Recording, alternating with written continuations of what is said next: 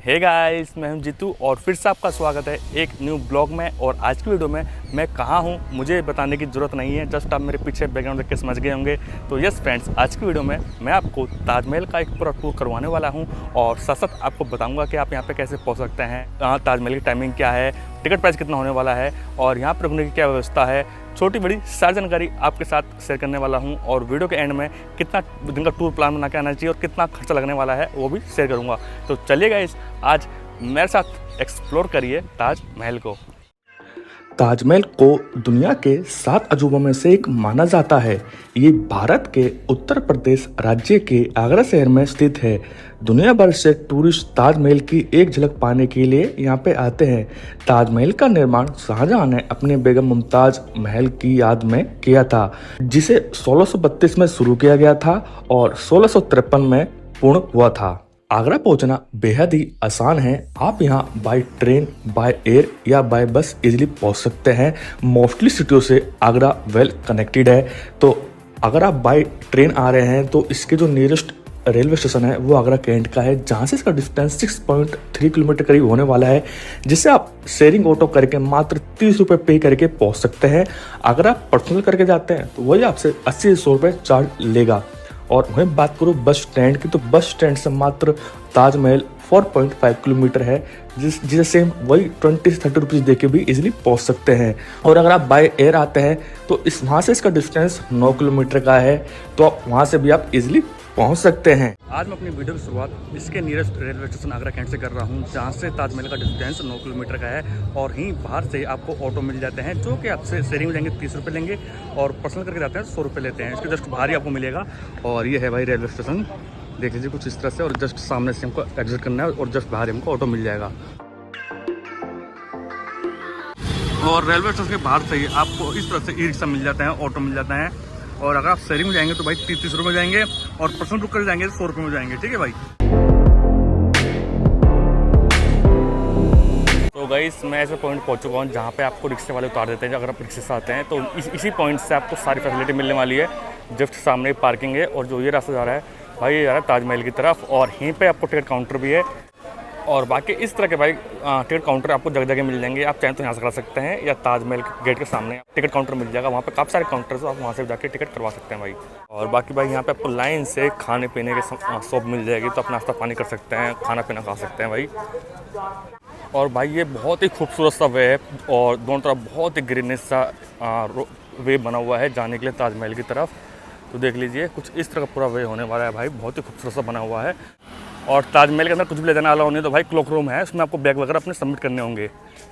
अब बात करूं मैं यहाँ पे होटल्स की, तो होटल्स आपको ताजमहल से 2 से 3 किलोमीटर के अंडर में काफ़ी सारे होटल्स मिल जाएंगे। और बात करूं यहाँ पे मैं रूम प्राइस की, तो एक नॉन एसी रूम आपको 1000 से लेके 1500 के बीच में मिल जाएगा। और वहीं एक एसी रूम 1500 से लेके 2000 के बीच में आराम से मिल जाएगा। बाकी मेरी तो आपसे रिकमेंडेड रहेगी कि आप होटल ना लीजिए, क्योंकि आपका 1 डे में ही आप आराम से पूरा एक्सप्लोर कर पाएंगे। और ताजमहल में के अंदर जाने के लिए 3 गेट हैं, लेकिन जो मेन गेट है जिससे मैंने एंट्री करी है, पश्चिम गेट, सबसे ज़्यादा टूरिस्ट जो लोग हैं वो यहीं से आते हैं। क्योंकि अगर आप बाई ट्रेन आते हैं या बाई बस आते हैं तो ऑटो वाले आपको यहीं से लाएंगे और यहीं से आपको ताजमहल की तरफ जाना है। बाकी 3 गेट है, तो मेन पॉपुलर यही गेट है, बाकी जिस गेट से मैंने एंट्री ली। और वहीं बात करूँ मैं ताजमहल की टाइमिंग की, तो सनसेट से लेकर सनराइज़ तक ओपन रहता है और ये फ्राइडे क्लोज रहता है। हफ्तों के 6 दिन ओपन रहता है और फ्राइडे ये क्लोज रहता है, तो इस चीज़ को ध्यान में रखिएगा। और वहीं बात करूँ मैं इसके टिकट प्राइस की, तो अगर आप ताजमहल के आसपास ही घूमेंगे तो उसका टिकट है आपका 50 रुपये करीब।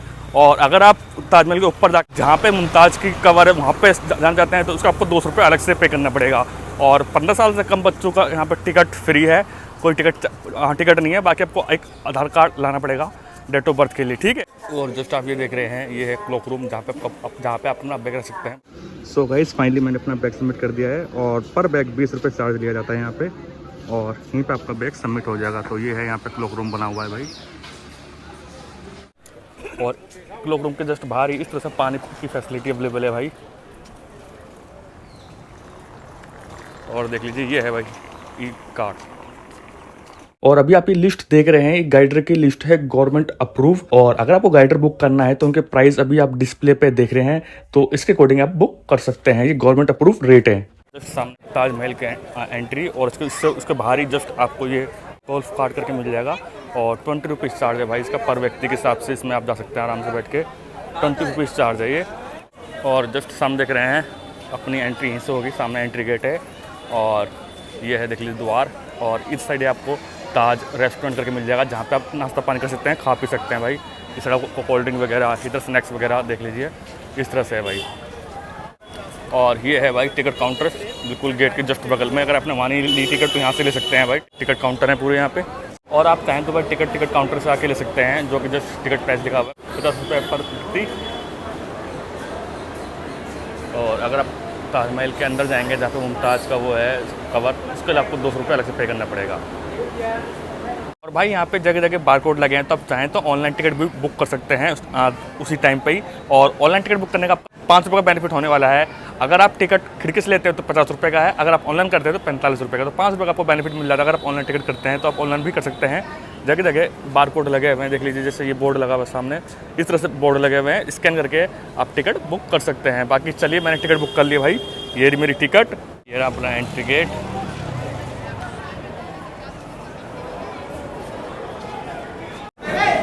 और भाई ये पॉइंट है जहाँ से आपका टिकट चेक होता है। ये देख लीजिए जो बार कोड है ये स्कैन हो जाएगा और फिर आपके अंदर एंट्री होगी।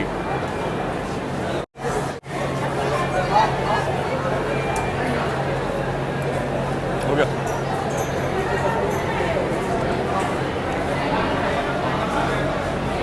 और ये सिक्योरिटी पॉइंट है भाई, यहाँ से आप कुछ भी ले जाना अलाउ नहीं है, सब कुछ ही जमा हो जाएगा।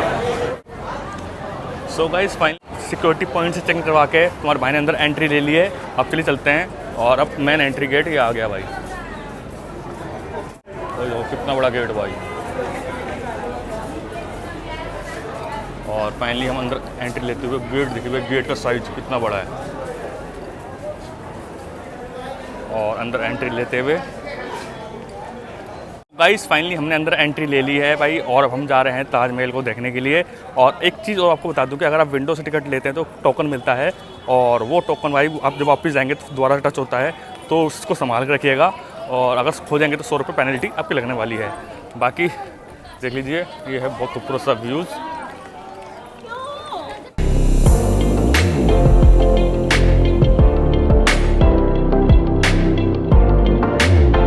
और अभी आप मेरे पीछे देख रहे हैं रेड रंग के स्टोन से बना हुआ वाइट संगमरमर से नक्काशी करी हुई है। और ये इसका मेन गेट है। और आपने काफ़ी सारी वीडियोस में देखा होगा, जब आप यहाँ से आपको ताजमहल का बहुत ही खूबसूरत सा व्यूज़ दिखता है।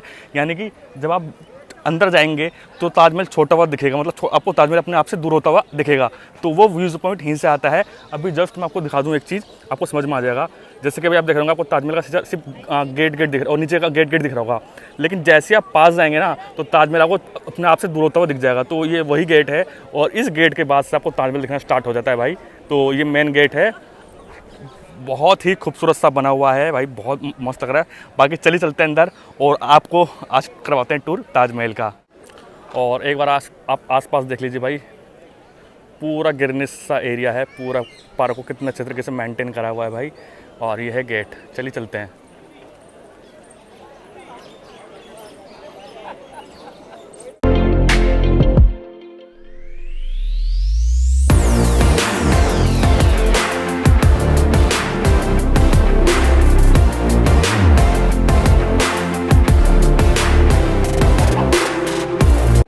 भाई ये वो पॉइंट है जहाँ से आपको ताजमहल दिखना बंद हो जाता है, फिर जैसे आप टैप करेंगे तो आपको ताजमहल दिखना स्टार्ट हो जाएगा। और फाइनली हम एंटर लेते हुए, और अभी आप जब सामने देख रहे हैं खूबसूरत सा ये ताजमहल है। और ये देखिए भाई सब खूबसूरती देखिए आप। फाइनली भाई भी आप देख रहे हैं ये है खूबसूरत सा ताजमहल। बाकी अभी देख लीजिए इसकी मेंटेनेंस चल रही है ऊपर।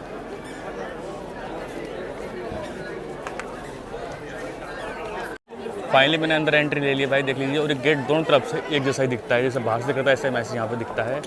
और देखिए यहाँ पे टूरिस्ट भाई सब कितने तादाद में, कितनी संख्या में यहाँ पे टूरिस्ट आते हैं सिर्फ इस ताजमहल को देखने के लिए।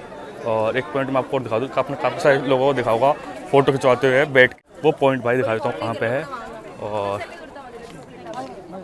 ये वो पॉइंट है भाई जहाँ से ताजमहल के पास लोग फ़ोटो खींचते यहाँ बैठते हैं और यहीं से फ़ोटो क्लिक करवाते हैं। आपने काफ़ी सारी फ़ोटोज़ दिखेंगी।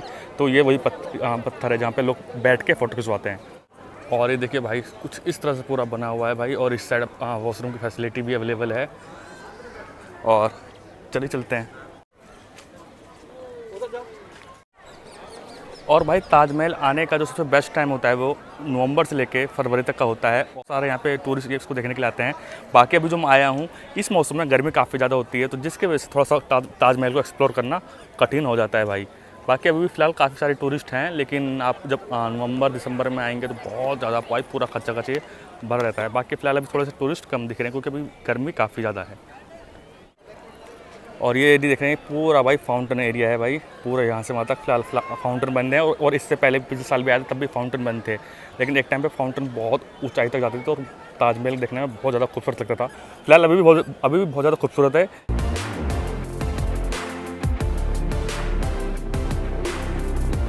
बाकी देख लीजिए वो है गेट, और अभी हम बस जस्ट पहुँच गए ताजमहल के बिल्कुल जस्ट पास में ही। और भाई जो 200 रुपये लग रहे थे ना, वो आपको लोग दिख रहे होंगे जो ऊपर हैं, वहाँ पे जाने के लिए आपको एक्स्ट्रा 200 रुपये पे करने पड़ते हैं अगर आप चाहें। बाकी अगर आप नॉर्मल 50 रुपीज़ देंगे तो आप जितना भी एरिया दिख रहे हैं जहाँ पे लोग दिख रहे हैं सब एक्सेसिबल है। बाकी ऊपर जाने के लिए आपको अलग से पैसा देना पड़ता है। इस पॉइंट से आप ताजमहल के थोड़ा ऊपर जा सकते हैं, और इस पॉइंट पर भाई आपको पानी की फैसिलिटी मिल जाती है जो कि बहुत बढ़िया है भाई।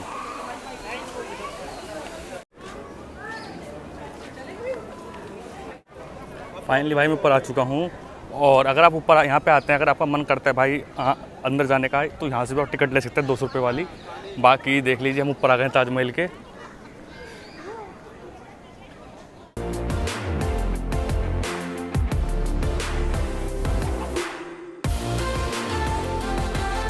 ताजमहल यमुना नदी के किनारे जस्ट बना हुआ है। देख लीजिए पीछे यमुना नदी है, और जस्ट पीछे देखिए ये ताजमहल है। और ताजमहल की खूबसूरती ये है कि चारों तरफ से आपको सेम ही दिखता है भाई। ये देख लीजिए अभी इसके बैक साइड में आ चुका हूँ, सेम यहाँ से आपको सेम वैसे के वैसे दिख रहा है।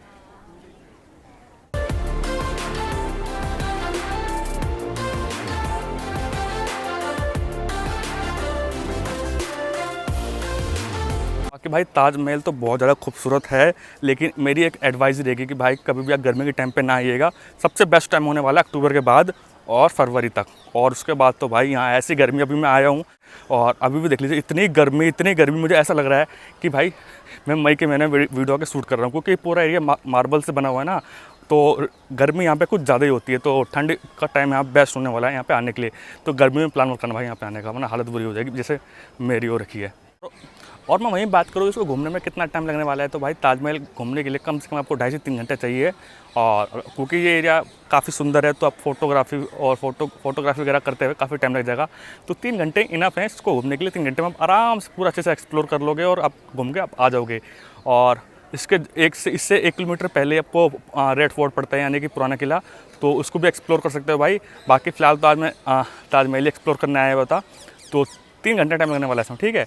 बाकी 1 डे का टूर कर सकते हैं आप चाहें तो, जैसे मैंने करा है। मॉर्निंग में आप 6-7 बजे की कोई बस पकड़ लीजिए, आराम से आपको यहाँ पे 10-11 बजे उतार देगी, या और जल्दी बस पकड़ लेंगे तो आप यहाँ पे 11-11:30 बजे पहुँच जाएंगे।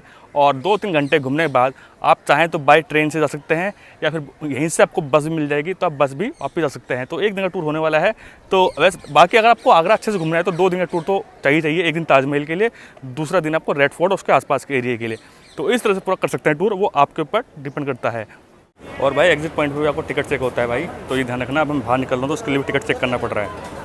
गाइस मैंने आपको आज में छोटी बड़ी सारी जानकारी आपके साथ शेयर करी, और उम्मीद करता हूँ कि आपको ये मेरा ब्लॉग पसंद आया होगा। अगर ब्लॉग पसंद आया है तो प्लीज़ वीडियो को लाइक कर देना और चैनल को सब्सक्राइब कर देना। बाकी वीडियो से रिलेटेड कोई कन्फ्यूजन है तो आप मुझे कमेंट कर सकते हैं, या आप मुझे इंस्टाग्राम पे भी डीएम कर सकते हैं। आपके कमेंट का मैसेज का डेफिनेटली रिप्लाई देने वाला हूँ। चलिए गाइस मिलते हैं आपसे अपकमिंग नेक्स्ट ब्लॉग में। जब तक के लिए टेक केयर, बाय बाय।